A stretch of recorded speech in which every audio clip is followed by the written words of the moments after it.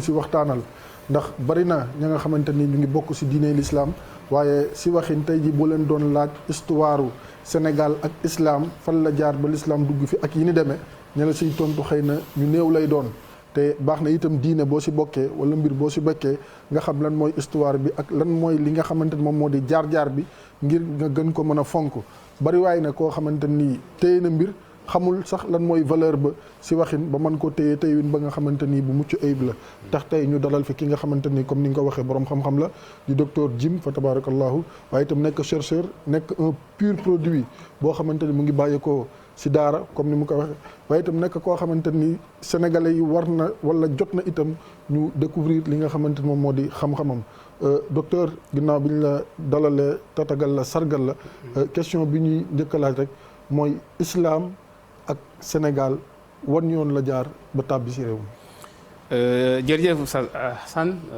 laaj bi dina laaj ci tontu bi dina laaj ci as benn taxaw seetlu.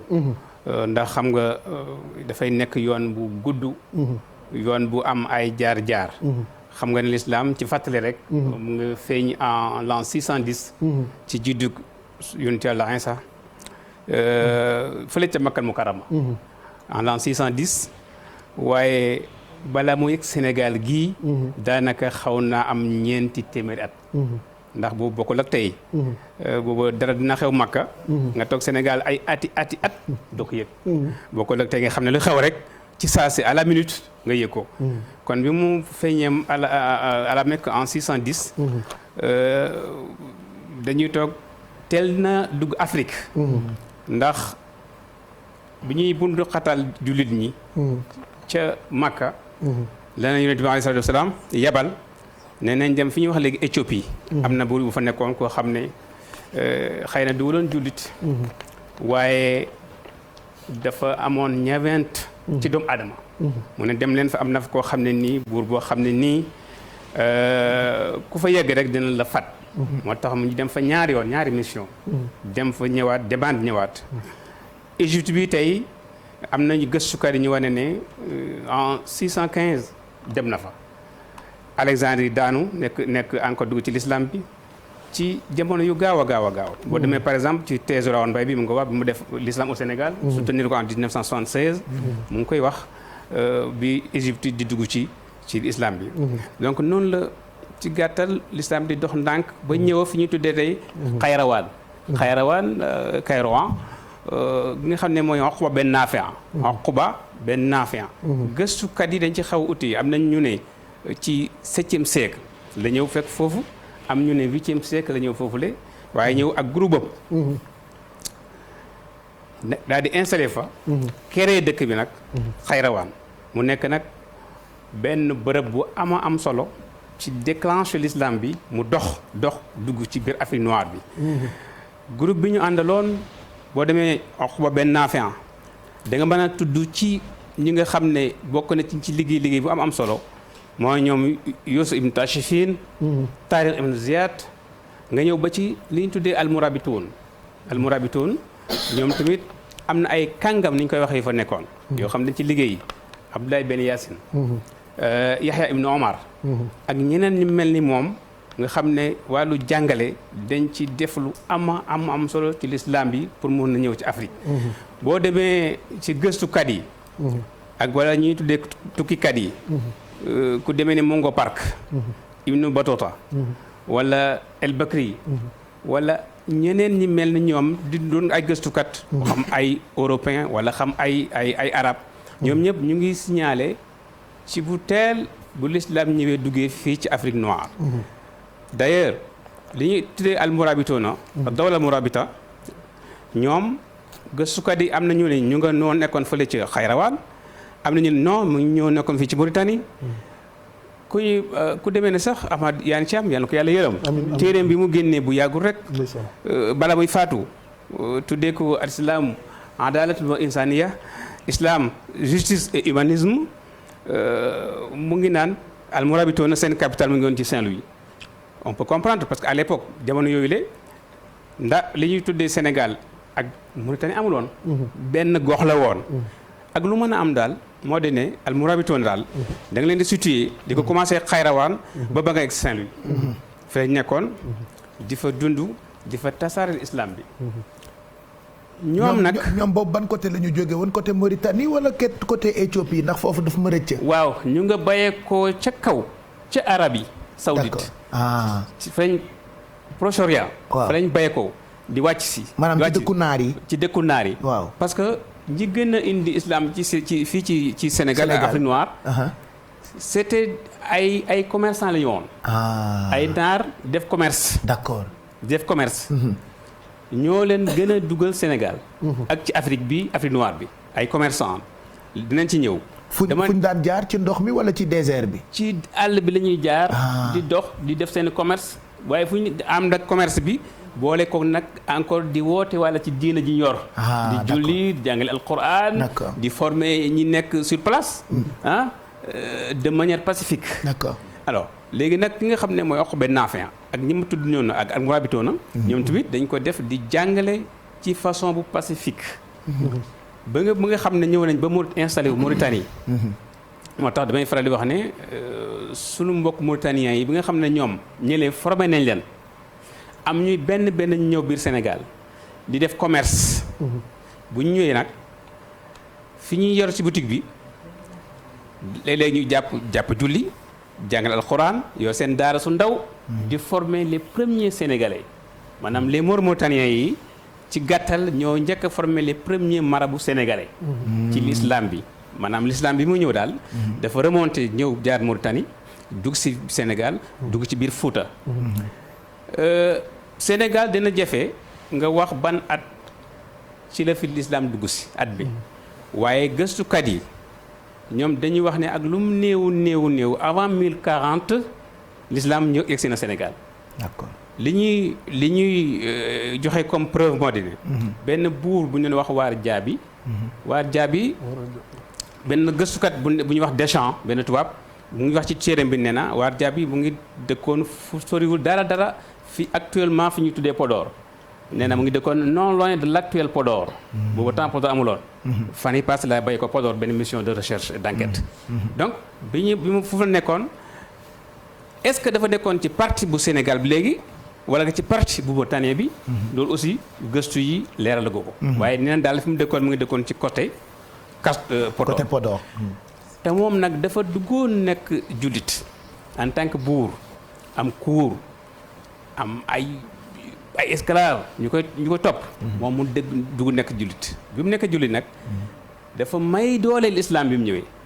ndax xam nga ku am doole nekk buur accepté diine ji dugg ci. léegi ñi ko waroon ñëpp ñu bëree ànd ak moom dugg ci mu créé daara alxuraan. di autoriser nit ñi ñuy jàngal alxuraan. di leen taxawu di leen dimbale di leen dooleel. moo tax y a pas eu peut-être de guerre sainte parce que nee nga léegi dugg si gi dañu ko def de façon pacifique. waaw dina ci ñëw sax guerre sainte dina am après. avec Cheikh Omar. dina am foofu Waar Jaabi moom mu ngi décédé te loolu daanaka gëstu yëpp d'accord nañ ci en 1040.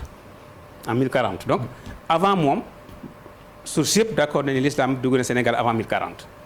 am na ñu naan nag ci début 10e siècle 11e siècle. waaye daal avant 1040 moom l'islam ñëw na Sénégal. am na sax ñuy 1030 ñi naan 1029 mais avant 1040 daal l'islam ñëw na Sénégal. après ñuy Sénégal nag suñu mbokk Mauritaniens yi wax naa ko bu ñu ñëwee ñiy yor seeni boutique yor en même temps daara. boutique bi day nekk boutique daara. nekk yor ay taalibeem ci buntu boutique bi wala ci véranda bi wala ci suufu garab bi wala en plein air. wala sax ci benn mbaaru saket bu xaw a modeste. di fa jàngale sénégalais yi gis ñii seen pratique. seen diine ji. gis ci ak cet. gis ci ay valeur xam nga diine joo xam ne da nga jàpp lu néew juróomi yoon ci bis bi. xam nga set bu ngoo. juróomi yoon ni nga ko jàpp ci bis bi mu am ay valeur yu muy incarné ci xool côté moral côté social. côté diine bi. am lu mu lay tere am lu mu lay sant. suñu mag ñi gis ne suñu cosaan yi fi nekkoon suñu tradition yi fi nekkoon suñu aada suñu cosaan lu bëri luñ daan pratiquer. l'islam bi dafa ñëw daal di ko affirmer. daal di ko dëgëral. méngoo nangu ko. loolu moo tax il faut que ñu def attention dina ci ñëw. waroo jël li ñu xam ne moo doon suñu aada ak suñu cosaan yëpp. sànni ko fële. au nom de quoi parce que am nañ beneen civilisation bu ñëw. wala beneen langue bu ñëw. danañ ci egsi. donc comme Sénégal yi gis nañ seen bopp ci affaire ci l'islam bi. ak ci daara yi ñoom tamit ñu daal di dem jàng ci Mauritanie yooyu le bu ñu amee formation bu dëgër nag lañ commencé ñoom tamit di ubbi seen i daara. benn par benn di tas nag moo tax tey boo demee Sénégal booy xool Sénégal la cartographie da ngay gis ni Fuuta dafa nekk cosaan dafa nekk benn déclic xam ne daara yi fa lañ commencé sampo tas nag ci biir Sénégal am na ñu daan bayee ko booba temps ca biir Saloum wala ca Gambie ñii ñëw Fuuta ñii ñëw Saint-Louis ñii continuer Mauritanie xam nga pourquoi Saint-Louis parce que dafa jege ak Mauritanie c'est la proximité nga xam ne bëri ay naar yi fa nekkoon di fa am xam-xam di jàngale di former sénégalais yi frontière baa ngi foofu déjà diggante Sénégal yaa ngi jàkkaarloo ak Mauritanie waaw bu ñëwee ñii bàyyee ko fu nekk ci Bawol Saloum Kajoor fu nekk Bundu ñëw Saint-Louis ñi mën a jàll dem Mauritanie def beneen cycle ak yeneen xam-xam yoo xam ne lu mel ne xam-xamu bidiw lu xamee ni yeneen xam-xam yi jàng ko ñëwaat Saint-Louis ñi mënul dem yem Saint-Louis jàng li ñu jàng ñibbi tas ci biir réew mi daal di sànc seeni daara nekk fa nag di jàngale di yar di tabax doomu aadama te nag bi ñu koy def xam nga sëñ bi daara du rek day jàngale mais daara day tabax nit tabax ci wàllu jikku ci wàllu valeur tabax ba nga xam ne yow doo xeeb doomu aadama tabax ba nga xam ne loo am xam-xam loo am alal di nga xam ne yow doomu aadama nit nga waroo xeeb kenn waroo sonnal kenn loolu moo taxoon bi ñuy tasaaroo di sanc daara ji fu nekk rek ci lañ nekk di jàngale ba nga xam ne dañoo inondé le Sénégal partout fooy dem gis nga am na temps léegi sax xëy na dëkk yi am na ay lampes solaires yu bëri waaye am na temps booy dox ci biir dëkk yi rawatina fa demee ne Saloum nga xam ne dëkk yi dañoo jegelante li lay indiqué mooy da ngay seen foo seen lu mel ni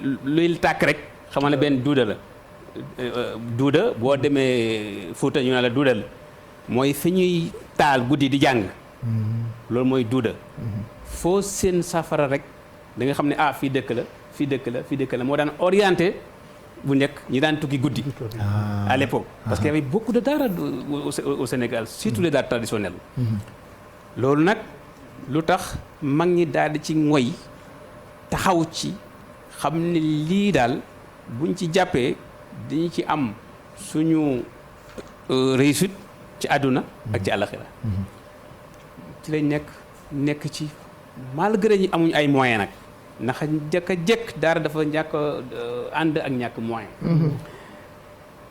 waaye nag mën nañ ci jafe-jafe yi ñett mooy ñàkk moyen ak ceddo gi fi nekkoon ceddo gi waaye tamit ak tubaab bi ñëw nag ji nga ñett yi dañ ñekk mos a sonnal les daara au Sénégal xam nga ceddo gi dañoo nekkoon ay buur te l'islam bi moom bu ñëwee day libérer doomu aadama vous voyez donc ki nga xam ne moom dafa am ñum jël bëgg leen a tënk ñuy dem ci waawam diina ji ñëwam de bëgg leen a libérer wala ne diina ji kan moom boo xasee dugg lii ak lii doomu aadama bu nekk nit ku nekk dafa saint dafa sell am benn conflit bu am diggante ceddo yi ak sëriñ daara yi mu nekk benn xeex bu bétti boo xam ne dem nañ ci bay lakk ay dëkk lakk ay jàkka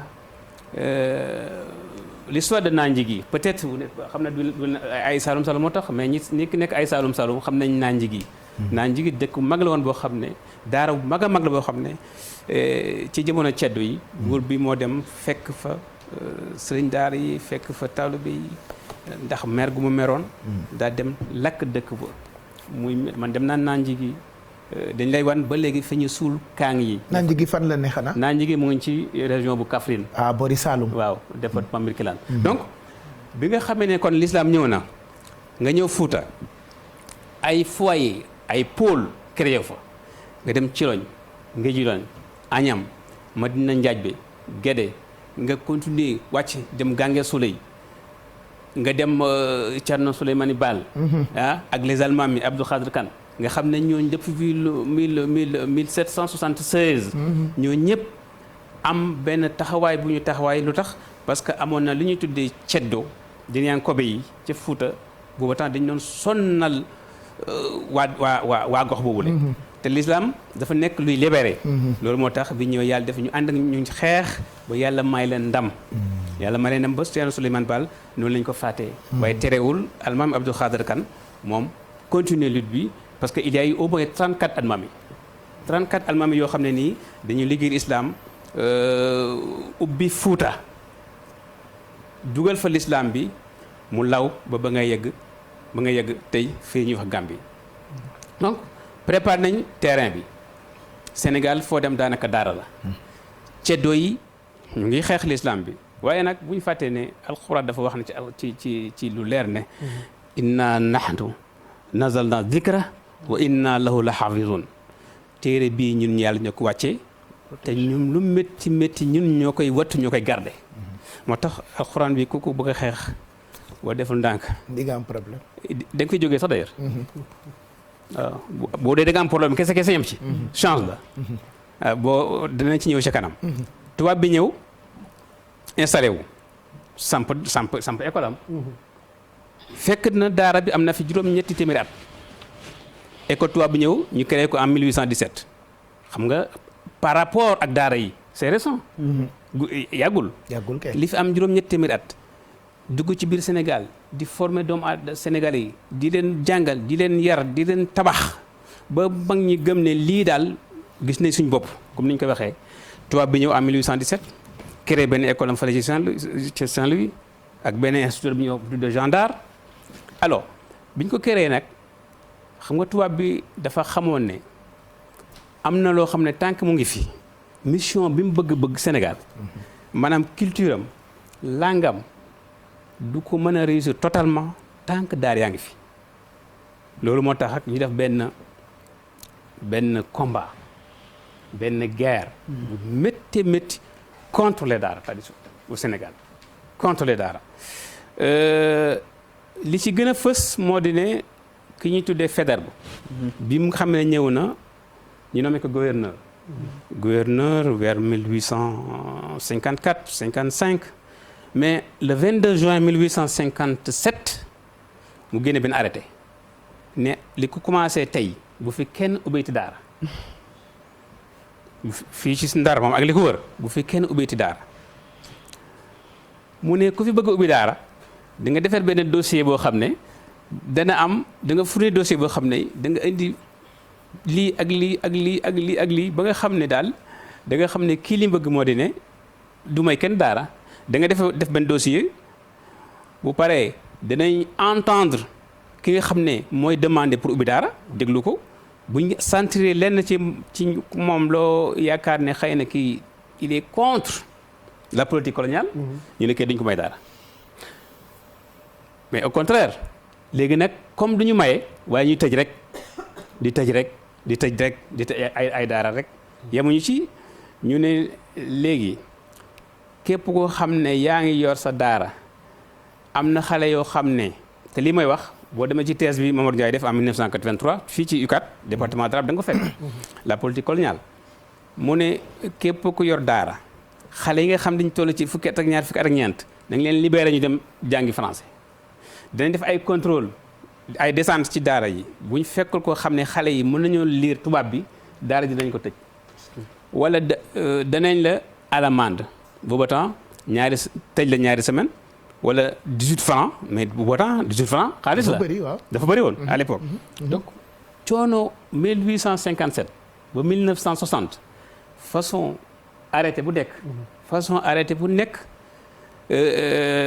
kono bi génnee na ko waaye li lay tax nga sa xel daal nga xam ne daara dafa nekk une demande sociale au Sénégal nit ñoo ko bëggal seen bopp boo demee archive nationale di lire li ñu tuddee rapport Marty Paul Marty surtout yi mu bind entre 1913 et 1920 ndax moom mu ngi décédé en 1924 moom yàlla dafa defoon mu juddoo Tunisie jàng arab bi jàngee fa mën a lire mën a comprendre ñu nommé ko administrateur mu ñëw Sénégal donc question daara yi yëpp moom moo ko yoroon d'ailleurs dama ci profité wax ne am na benn càggante bu ñu def moo di ne depuis rapport Marty en 1920 ba léegi amuñu une cartographie bu ñu wane ne tant de daara moo nekk au Sénégal tant de sëriñ daara moo fi nekk tant de talib moo fi nekk alors que moom bi fi nekk 1913 1920 day topp daara yi dañuy wax ne fii ci Gorée fii ci Dakar fii ci lii moo fi nekk ci daara di leen suivre donc loolu xëy na ca kanam dinañ ci egg ndax bu ñu amee indépendance dañuy ñëw fekk fi ñaari jàngu yi daara jaa ngi nii am fi presque 1000 ans école tubaab baa ngi nii bon ñu favoriser école tubaab bi ignorer totalement l'école coranique loolu aussi beneen problème danañ ci ñëwaat waaw donc 1857 ba bi ñu dem ñibbi 1960 bépp politique boo xam ne yaakaar na mi ñu ko defee dina fay daara ji rek defe nañ ko lakk yi aussi tëj beeg lakk yi ci lañ lakk l'école de Pire xam nga l'école de Pire en 1603 mais bala nga ñëw l'école de Pire boo duggee biir Saloum Koyel 1520 ñi ne 1540 lañ ko créé nga dem Dramé Ñiilin 1411 lañ ko créé Pire 1603 donc ak yeneen Cilmaxa Mbakol xam nga wax naa sànq ceddo yi sëñ Momar Mbay ca Cilmaxa Mbakol ca Longoor xam ne fa la Maba Jaxu Ba jàngee na fa sëñ Momar Mbay dañ ko rey ceddo yi sëñ Malamine Sarr également léegi nag la koloo moom daf doon dem di lakk carrément daara ji ci lañ demee en 1869 en mai 1860 parce que daara arrangé wu ko woon moom dafa ñëw ak civilisation am waaw culture am ak langam te xam naa ne tant que daara nga fi du mos a am réussite totale ci mission bi en mai 1869 mu daal dem lakki l'école de Pire le daara de Pire waaye kat ña demoon lakkee ko ñoom duñ ko nettali Pinet-Laprade bi mu lakkee dara en mai 1869 ñetti weer la ci teg août septembre mu faatu bu gaaw a gaaw amul benn trace il n'a laissé aucune trace bu nekk mu dee gu bette amul benn loo xam ne day wane ne lii ci moom la bokk bu nekk nii du jéem a toroxal li fi dugg si di doom du sët ñu dem l'école de Ñomre nekkoon benn suñ maam sëñ Maxtaar Naar Lo nekkoon benn foyer bu mag a mag ca Louga ca Louga mooy dem ca Louga Ñomre y avait l'école Ndoj Sëy nga xam ne ña fa jàngee li métti rek moo di ne ak en tout cas man en tant que gëstukat boo doon xool Sénégal li fi nekk ci ay daara ñu mérito ñu étudier leen scientifiquement parlant par rapport études yi amaale motul 3% tey boo xoolee bu demee ni Saloum la fa nekk ci ay daara cosaan Wanaar Jaamal Jaabi nga dem fële Siwal Coyen Ñombato Ndramé démb suñu ma Maxtarkal Dramé vers 1725 lañ ko rey mu nekk université islamique libre et populaire Fatala boor yooyu yëpp Pakala Kayifara dafa nekk ci ay daara Kacot mais kenn Daaru Salaam Nioro ñetti thèse la xam bu ñu def ci Saloum mooy sur Jaamal man maa ko def sur Bamba Modou sunu rakk Babacar Niane moo ko def et sur Daaru Salaam Nioro suñu am ne Socé moo ko def suñu benn rakk Daaru Salaam Nioro rajo Omar Ndaw moo fa nekkoon mu ngi des en 1977 donc li nga xam ne moom la ñu war a def étude ci Sénégal ci wàllu daara yi dafa des wax naa sànq may la Ndoj Sëy man Ndoj Sëy dafa nekkoon benn université Ndoj Sëy mu nga fële ca côté Kër Momar Sarr c'est après 10 kilomètres de Kër Momar Sarr dem naa fa daaw jéeg Sëriñ Ndoj Sëy mu ngi décédé en 1896 moom université la woon dem naa fa ñu ne ma fii El Hadj Malick Sy jàng na fi Sëriñ Touba jàng na fi El Hadj Abdoulaye Sy jàng na fi bu jaamal Sëriñ Amane Ndiaye Mabé jàng na fi Sëriñ Amane Ndiaye Mabé ku xam Ndar di nga xam ne kooku moo jur sëñ Mamoun Ndiaye bi nga xam ne moo yoroon daara ja Sëriñ Amane Ndiaye Mabé mu ngi décédé en 1917 li mu jàngal ci ay borom xam-xam ci Saint-Louis kenn xam nu mu yow sëñ Ibrahima Diop Saint-Louis ak li ay yeneen daara yoo xam ne nii daanaka Saint-Louis moom foo laa rek daara la woon. waaw foo quartier boo dugg rek daanaka daara la woon. donc xam nga léegi dem nga wax naa la ndoj sëy daanaka gaañ xamuñu ko. dara mi dimb wax naa la ñu bari xamuñu ko. jaamaal heureusement def na benn thèse doctorat. ak ci yeneen dëkk yi nga xam ne. moo Thialène ndeysaan suñu maam sëñ Mor Galaye Thiaw. ah Kokki l'école de Kokki bu ñu ne Kokki nag ñu bëri dañu yaakaar ne Kokki ak l'actuel Kokki. mu ngi commencé ak sëriñ Amadou Sakhir Lo. c'est vrai siiw na ci ndax li mu liggéey. 1903 1988 la faatu le 30 mars 88 mais Kokki dafa jiitu sëriñ Amadou Sakhir Lo. man dara Kokki la génne. Kokki ki ko suñu maam bi ko sañ ci mu ngi tudd sëñ Makhtar Ndoumbé Diop. sëñ Makhtar Ndoumbé Diop boobu ñu ne mu ngi gane àdduna vers 1701. Sambaayit. waaw 1701.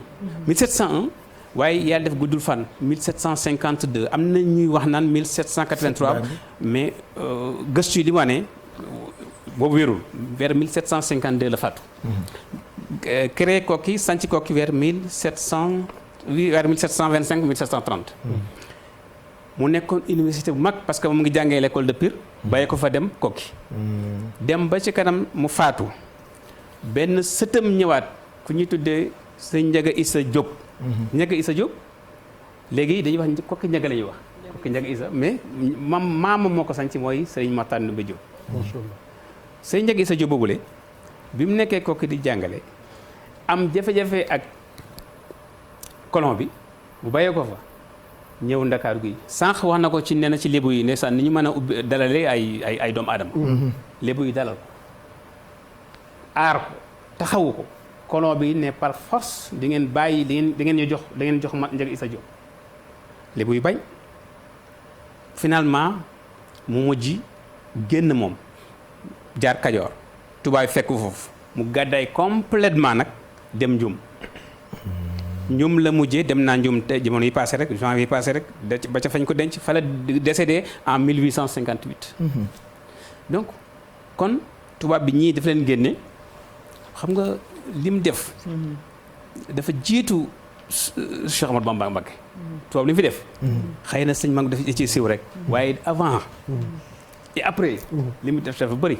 li mu faagagal ñii mu génne leen. ñii mu lakk seen daara. ñi mu ci mën a ray mu ray leen. boo demee suñu mag ambassadeur Mouhamed Diouf mu ngi naan daara tubaab bi lakk na fi lu mat 40 000 daara au Sénégal. Njagu Rëy ci la bokk ñoom rek ci la bokk Pire ci la bokk mooy yi gën a siiw. donc muy jafe-jafe ñett yi nga xam ne daara yi daf ko am manque de moyens. parce que tout est gratuit. kenn du fay dara. loolu nag dafa topp ba léegi daara traditionnel yi. parents yi démissionné ceddo yi nekk fii di leen sonal kono bi nekk fii di leen sonal. donc waaye sëriñ daara yi ñu am seen gëm yàlla wóolu yàlla yaakaar yàlla dañ dem différence foofu nekk mooy gëm ko wóolu ko yaakaar ko bu demee ci ca forêt ba ji nga liñ tuddee ndoj say tey daf boobu ab àll la woon ñu gor fa sanc fa toog fa yàlla fekk leen noonu lañ ko defee ne booba la ñu egg Casamance partout ci Baxa Jaakool Mbaakool Sëriñ Touba bi muy sanc Touba vers 1887 88 ni ko sëtam waxe Sëriñ Cheikh Mbacké ci téere mi def Al-Qaïdu Rabadi doomu Sëriñ Mountakha bi dafa benn téere bu am solo mu ngi koy tudd foofule ba mu koy sanc vers 1887 88 ak tey wute na mais lu tax da ngay xam ne wóolu yàlla moo wóor yaakaar yàlla moo wóor Alhaji Malick Sy nekk na Saint-Louis am ay jafe-jafe financièrement parlant bàyyi ko fa dem Njarne pour mën a am espace mën a bay mën a dundal ay njabootam mën a dundal ay taalibeem noonu lañ ko wooyee mu dem Tivaouane ba tey bu ñu ne Tivaouane ñu bëri defee ne El Hadj Malick Sy moo ko sanc ndax barke ba ndax jàngale ba parce que dañu amoon volonté toog xam ne ñoom soxlawuñu dara seen li ñuy soxla mooy toog di formé doomu aadama gis nga sànq sëñ bi muy woy sànq abyaat yi muy wax yi muy woy xëy na boo déggoon arab da nga xam ne suñu mag ñi dañoo baaxoon yaatu woon wallaahi maanaam ñaan gi mu fi ñaan bàyyiwul dara te bu ko ñaan ñëpp la ko ñaanal du xaadir du burit du tijaan du laayeen te li doy waar ci mag ñi donte tubaab yaa ngi fi woon di leen faagaagal ñoom ñu yoroon daara yi waaye dëkk bu ñu wàcc defar dëkk boobu waaw dëkk yi nga xam ne suñ mag yooyu ñoo ko sanc tey boo xoolee def gëstu mooy dëkk yu nga xam ne ñoo yéeg ñoom lañ xam te bu ñoo ñuy siiw yegg si ci dëkk yooyu du ñu ëndaale dara l'islam rek la ñuy kese l'islam rek ñëw rek bay rek waaw gor rek benn teen commencé kese demal dans la bundu ci misaal bundu xam nga ñu bëri ñaare des nañoo xam bundu dëgg Sénégal oriental da nga ko fekk Makka Koulibantang c'est-à-dire Makka la ak Koulibantang dañoo jege moo tax ñu naan Makka Koulibantang mais ñaari dëkk la en réalité Makka Koulibantang Diendé Didé Gassama Sao nga dem fa Cissé Kounda nga dem fa Tabanding yooyu yëpp Pakeba Batungay mais yooyu yëpp ay centre yoo xam ne nii ba fii ñu toll waaw xam naa xamuloo ko parce que il faut que non ñoom kay ñoo xamul ñi xamuñu ko dëkk yooyu ay Batungay fu ne dem naa fa di gën a dem ci biir Sénégal di wër di xam ne ñu am cosaan seetlu naa bundu ñaari yëf dëkk Moussa Amolo da ngay dem waaw foofu Kolda la foofu côté Kolda la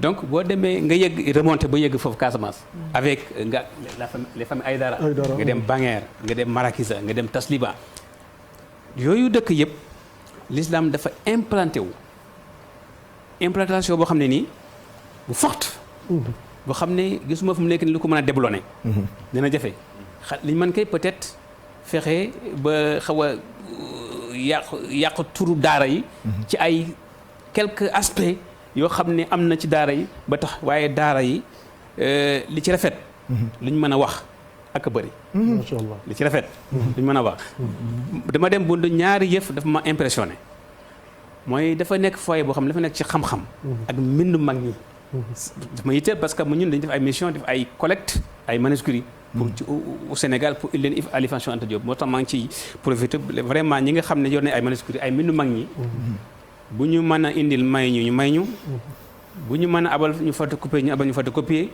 denc ko IFAN parce que dañ koy soxla parce que dafa nekk benn patrimoine benn trace la boo demee Bundu da nga fekk école yi may wax waaye tamit da nga gis ne ndekkee tarixal xaadiriya boo nekkee ñaare ci yenn gox yi Sénégal da ngay def ne dundam taxu ko yaatu mais boo demee Bundu pratiquement Bundu yëpp ay xaadir ba fi ñu toll dama dem Tabanding ka fa nekkoon man suñu maam say ma jege xumma